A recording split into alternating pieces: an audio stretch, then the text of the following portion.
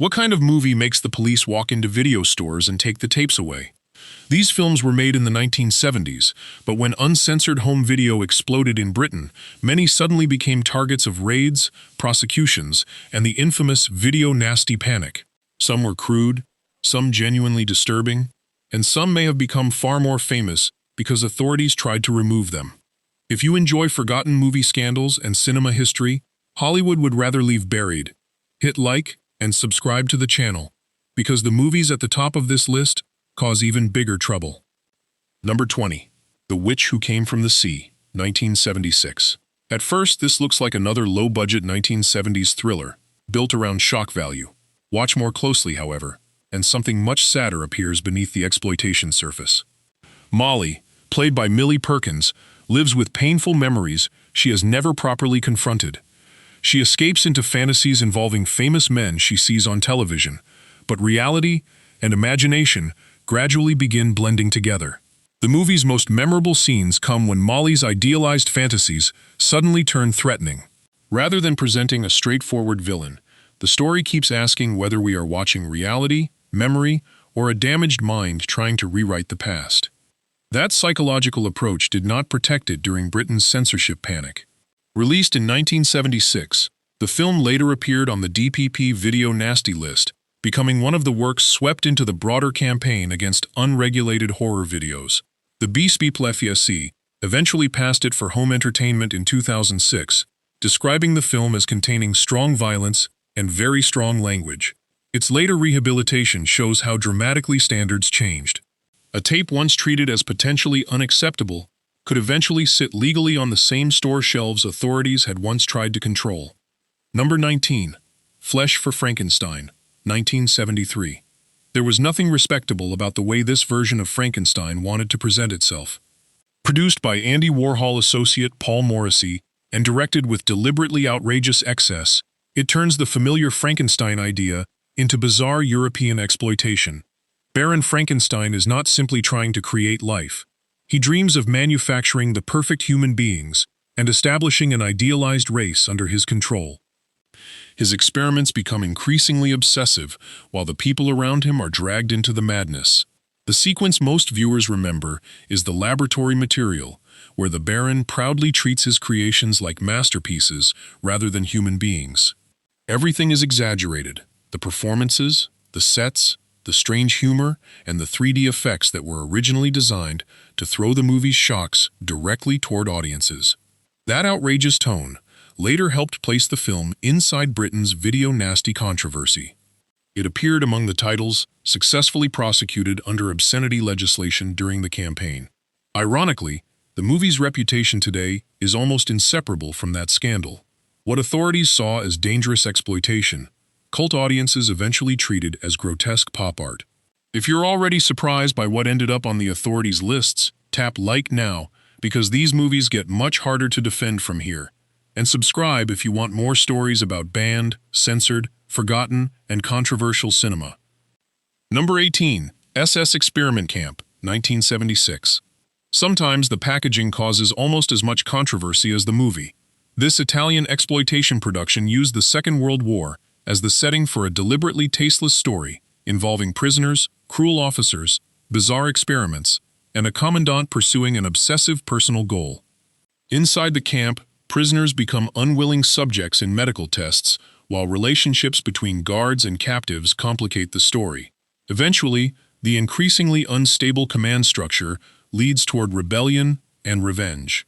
Yet many British people knew the movie without ever watching it.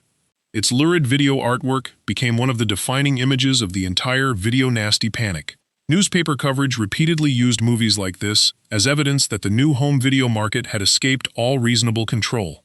The BFC's own history specifically names SS Experiment Camp as one of the releases that increased public and political concern in 1982.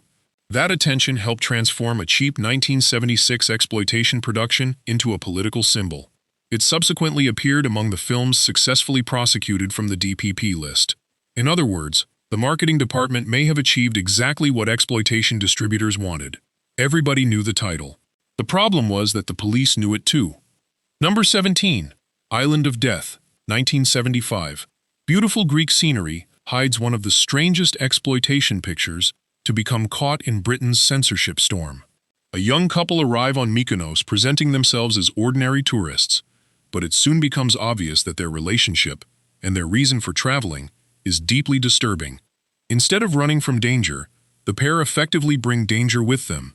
They begin targeting people they consider morally unacceptable while convincing themselves that their actions are justified. Director Nico Mastorakis fills the story with deliberate provocation, making almost every new encounter more uncomfortable than the last. The contrast is what makes the film so memorable. Sunlit beaches, white buildings, blue skies, and characters behaving in increasingly appalling ways.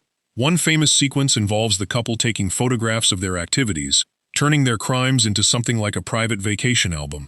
The cheerful setting makes the scene even more unsettling. The film initially reached Britain in a heavily cut form, under titles such as Devils in Mykonos. The B5C records its production year as 1975 and documents later compulsory cuts to controversial material. When the uncut video era arrived, Island of Death ended up among the successfully prosecuted DPP titles. Number 16. The Werewolf and the Yeti, 1975. On paper, this sounds less like a scandalous exploitation film and more like the greatest monster wrestling match never produced by a major studio. Paul Naschy returns as Waldemar Daninsky, who joins an expedition into the Himalayas, searching for evidence of the legendary Yeti. Naturally, the expedition goes disastrously wrong. After becoming separated from his companions, Waldemar encounters mysterious women living in a remote mountain setting. An attack leaves him carrying a supernatural curse, transforming him into the familiar werewolf character Naschy had already played in several films. The movie then throws almost everything into the mixture: bandits, hidden temples, monster legends, revenge, and eventually the confrontation promised by its English-language title. That final creature battle is the scene cult viewers came for. Yet British authorities were more concerned with the material surrounding the fantasy adventure than the furry monsters themselves. Released under several titles, including Night of the Howling Beast, the film became one of the successfully prosecuted works on the DPP list. Few censorship controversies have ever involved a werewolf, a yeti, and 1970s Euro exploitation all at once. Number 15. Late Night Trains, 1975. A Christmas train journey slowly transforms into a nightmare in this Italian exploitation thriller from director Aldo Lado. Two young women are traveling across Europe when they encounter criminals aboard a crowded night train, along with an apparently respectable woman whose presence makes the situation even stranger. The movie deliberately begins with ordinary holiday images before stripping away that feeling of safety. Eventually, the women find themselves trapped inside a railway carriage where intimidation turns increasingly serious. Its most famous section is the extended train sequence itself.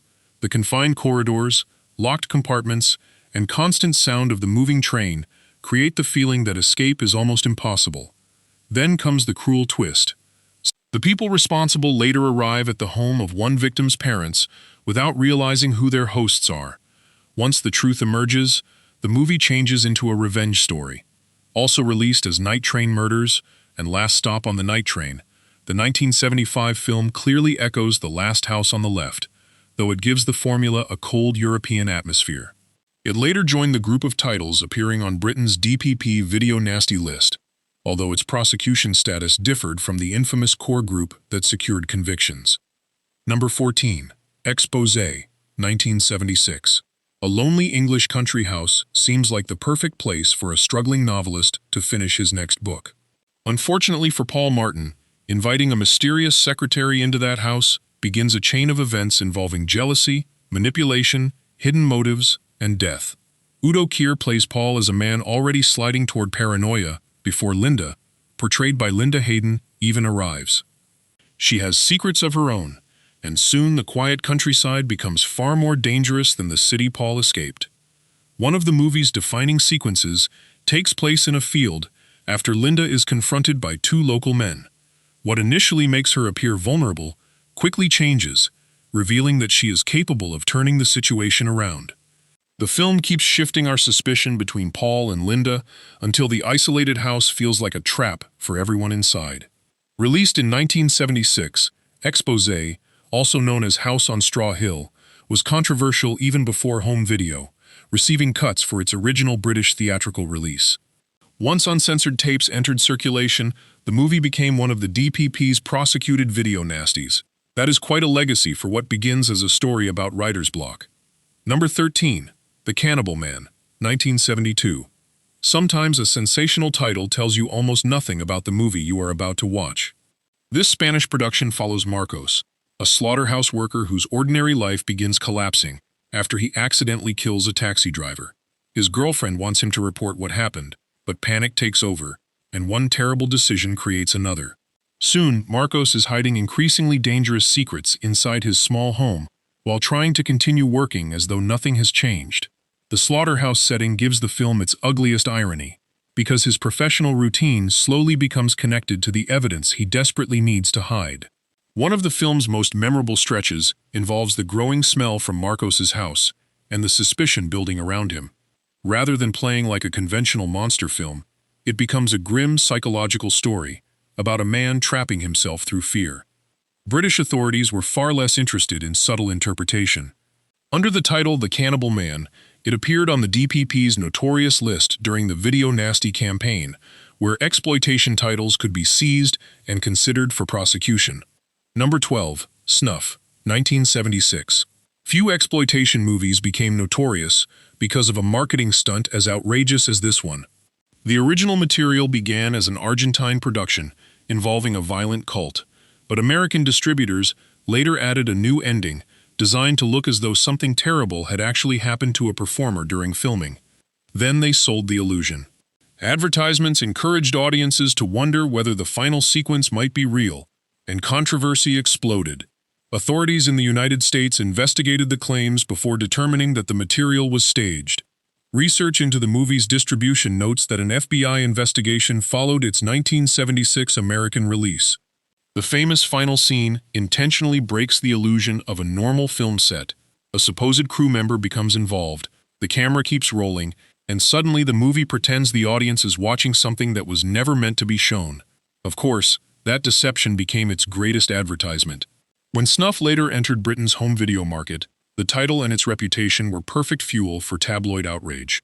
The B-Flay PFC specifically identifies Snuff, SS Experiment Camp, and The Driller Killer among the release's intensifying concern in 1982. Trying to sell fiction as forbidden reality almost worked too well. Number 11. Axe, 1974. A quiet farmhouse becomes the last place three violent criminals should have chosen for shelter. Frederick R. Friedel's tiny independent production, originally titled Lisa, follows the men after a series of criminal acts sends them into the countryside.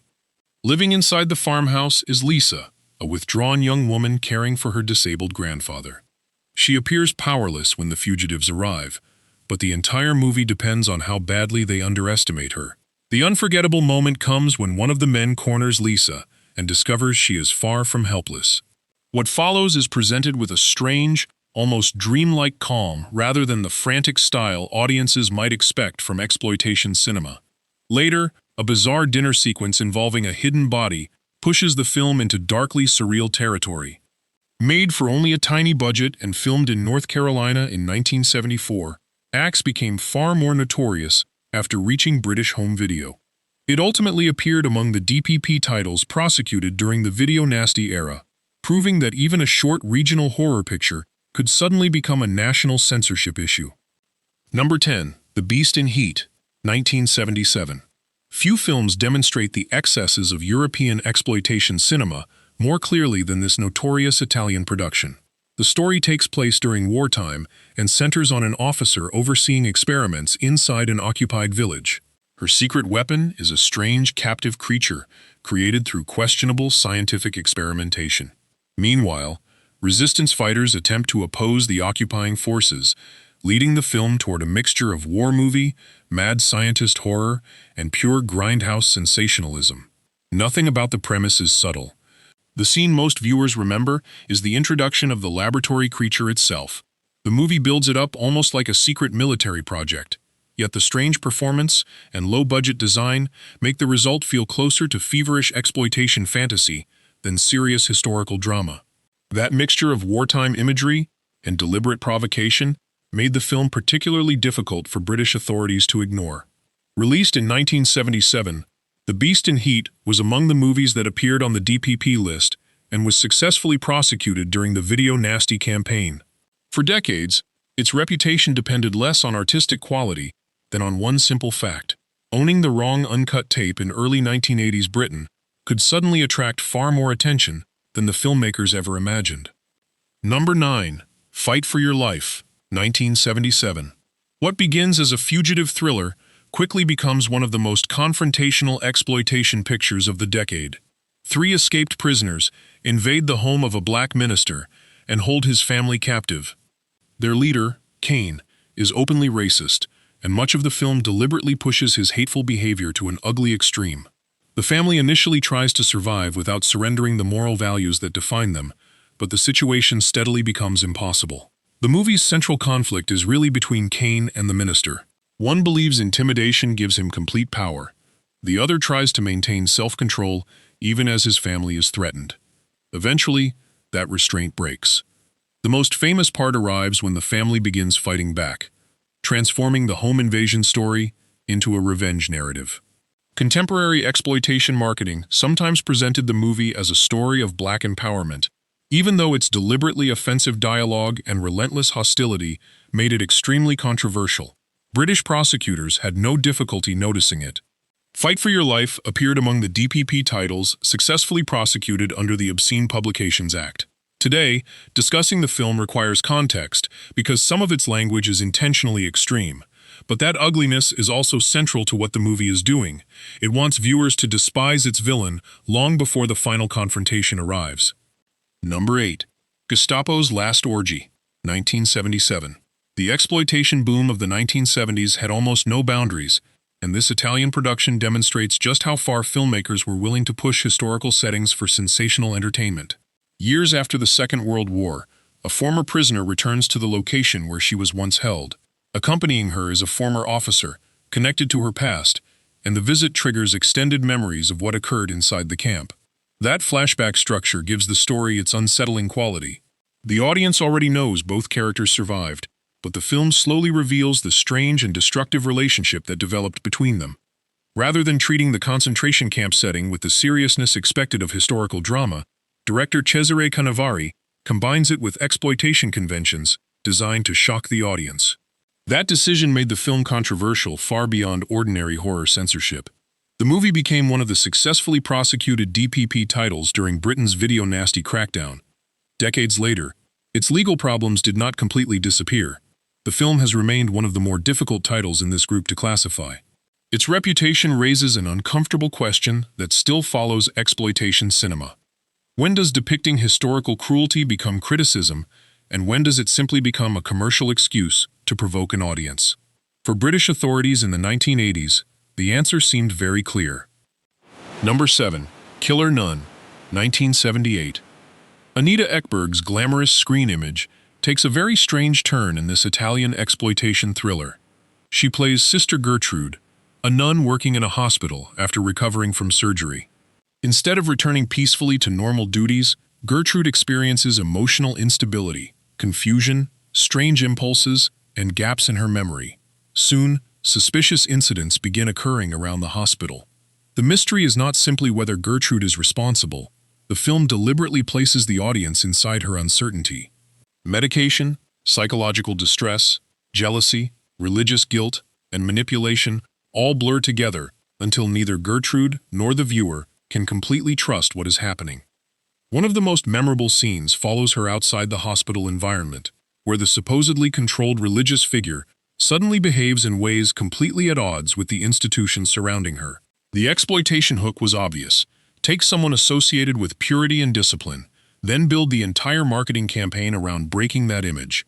BVFC records date Killer Nun to 1978 and show that an earlier British home video version required cuts before those restrictions were later waived. During the early 1980s panic, the film appeared among the DPP titles whose prosecution was ultimately dropped or unsuccessful, rather than among the core successfully prosecuted group. Even so, tapes were caught in the same atmosphere of raids and seizures. Number 6. Mardi Gras Massacre, 1978. New Orleans should be filled with celebration, music, costumes, and crowds. In this grim exploitation picture, however, the Mardi Gras setting becomes cover for a killer searching for victims. The murderer presents himself as wealthy and sophisticated, approaching women with money before taking them to a hidden room prepared for strange ritual ceremonies. Police detectives gradually connect the disappearances while the festival continues around them. That contrast becomes the movie's strongest idea. Outside, thousands of people celebrate. Inside, the killer performs carefully planned rituals with almost theatrical seriousness. The most famous sequences take place around an altar-like setup illuminated dramatically as the killer explains his bizarre beliefs. Rather than acting impulsively, he behaves as though every action has ceremonial meaning. Director Jack Weiss stretches those scenes to uncomfortable lengths, which helped make the film much more notorious than its simple police procedural storyline might suggest. Released in 1978, Mardi Gras Massacre later became one of the films successfully prosecuted after appearing on the DPP Video Nasty list. The irony is difficult to miss. A movie that might otherwise have disappeared into drive-in history became collectible precisely because authorities declared it unacceptable. Once copies became difficult to find, horror fans wanted them even more. Censorship did not erase the film, it gave it a legend. Number 5. Faces of Death, 1978. Before internet shock videos existed, this movie convinced countless viewers they were seeing forbidden footage from the darkest corners of reality. Presented like a documentary, Faces of Death follows a supposed pathologist examining different forms of mortality around the world. The movie mixes authentic footage with staged sequences, but audiences were rarely told clearly which was which. That ambiguity became the entire attraction. One of its most infamous scenes involves diners supposedly participating in an exotic meal involving a monkey. For years, many viewers assumed the sequence was genuine, but it was staged using special effects. Other portions contained real footage, which made separating fiction from reality even harder. The result became enormously successful on home video, because watching it felt less like renting a movie and more like obtaining something you were not supposed to possess. BBFC records identify the original production as dating from 1978. Later British releases required cuts, including material involving real animal cruelty. During the Video Nasty panic, Faces of Death appeared among the DPP's successfully prosecuted films. That official attention only strengthened its underground reputation. For teenagers hearing rumors in the 1980s, the question was never, is this a good documentary? The question was much more powerful. Is what I'm watching actually real? And that mystery sold millions of nightmares. Number 4. The Toolbox Murders, 1978. Long before the slasher formula became predictable, this low-budget Los Angeles production built its entire identity around one terrifyingly ordinary object, a toolbox. An apartment complex becomes the hunting ground for a masked killer who uses different tools while moving from room to room. At first, the movie plays almost like a series of standalone attacks, but the story changes direction when teenager Lori Ballard disappears. Her brother Joey begins searching for her, and the mystery gradually reveals that the killer's motives are much stranger than a simple crime spree. The sequence most associated with the film involves a woman inside her apartment, realizing too late that an intruder has entered.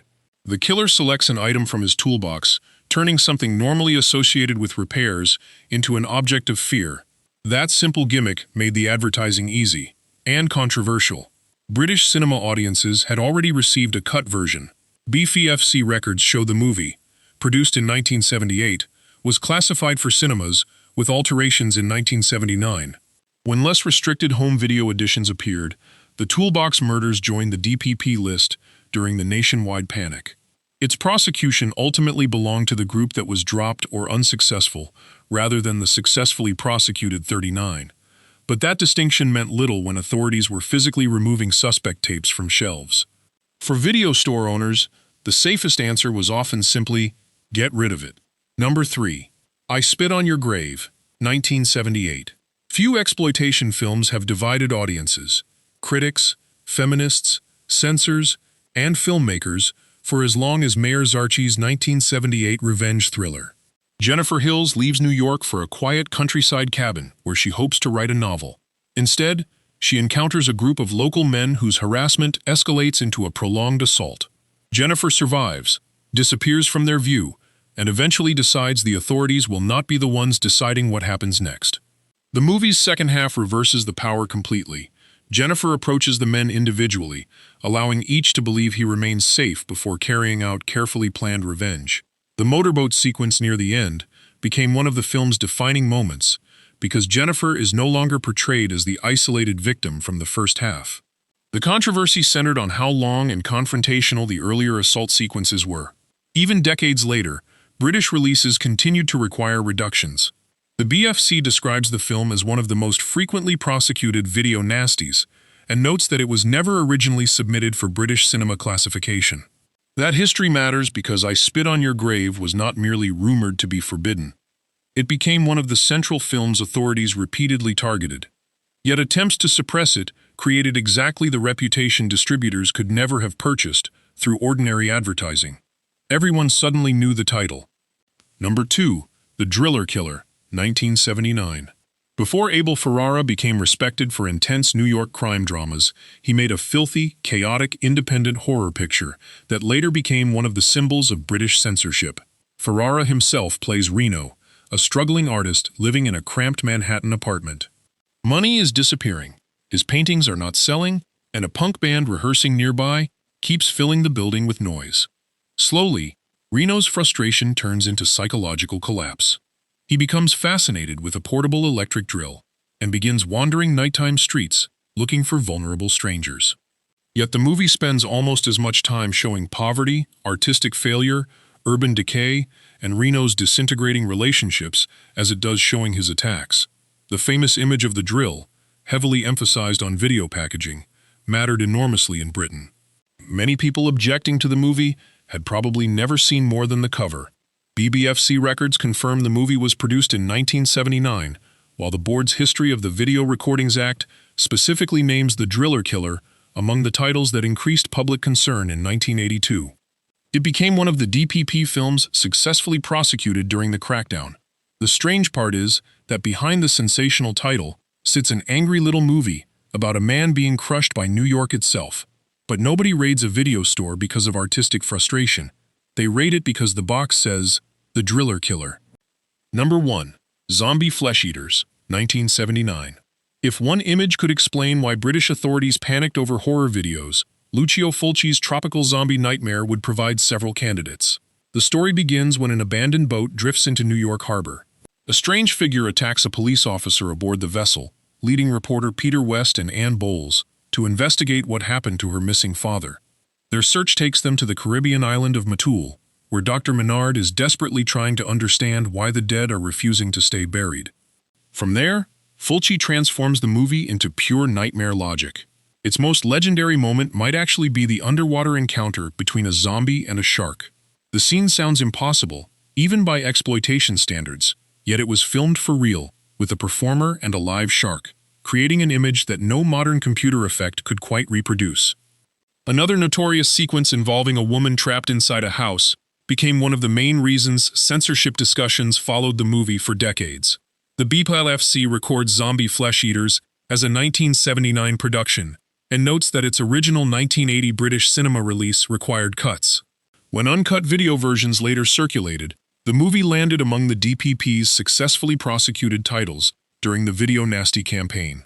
Police raids could remove tapes from shelves, but they could not remove the movie from horror history. In fact, the crackdown may have achieved the opposite. A low-budget Italian zombie film became forbidden treasure. Collectors hunted surviving copies, and a title designed to imitate the success of Dawn of the Dead became a cult institution of its own. That is why Zombie Flesh Eaters takes number 1. It was shocking before the controversy, legendary after it, and almost impossible to separate from the censorship war that tried to bury it. So, were these films truly too dangerous to watch? Or did police raids and censorship turn cheap exploitation movies into legends? Either way, Britain's video nasty panic changed horror history forever. Some of these tapes were prosecuted, others were eventually cleared, and many can legally be bought today. If you enjoyed this trip into cinema's forbidden shelf, hit like, subscribe, and tell us which controversial 1970s movie we should investigate next.